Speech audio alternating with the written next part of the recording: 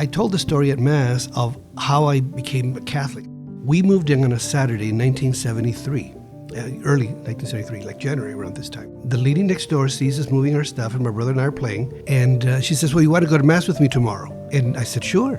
And I had no idea what Mass was. So she started giving us lessons from the St. Joseph Baltimore First Communion Catechism.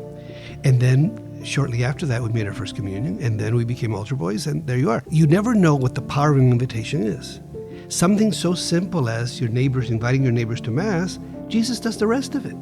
You don't have to do anything else. For us here at St. Andrews, I think it's very important. It should be part of our charism that we invite people all the time.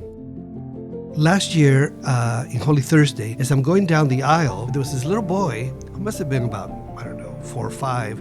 And the minute I walk, it's, Jesus, look at Jesus. And he starts clapping and, oh my God, made me cry. It was just so beautiful. And then everybody around him realized, my gosh, yes, this is Jesus. Here's a little boy who recognized it. We need that beauty of innocence and youth that tells us, look, our faith is so beautiful, but old people get tired and we forget. And it takes the children to show us the freshness of it. Over time, you have to preach about confession over and over and over again. And you have to make it available. It's one of the things that, as part of this Eucharistic revival, confession has to be an essential part of it.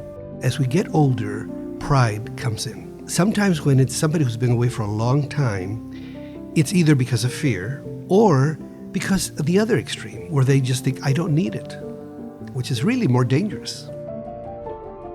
It's great to have a glorious church, but that's actually not the primary requirement. The primary requirement is you have faith in piety and devotion. And people pick up on it. We've grown by over 300 and something families. Before COVID, our daily masses were in the chapel because there would only be 30 or 40 people there. Okay?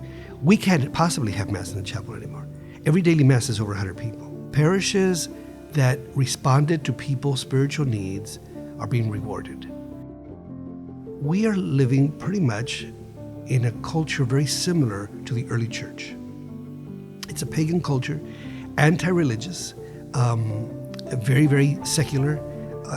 And so we're having to do what the early Christians did, invite one by one.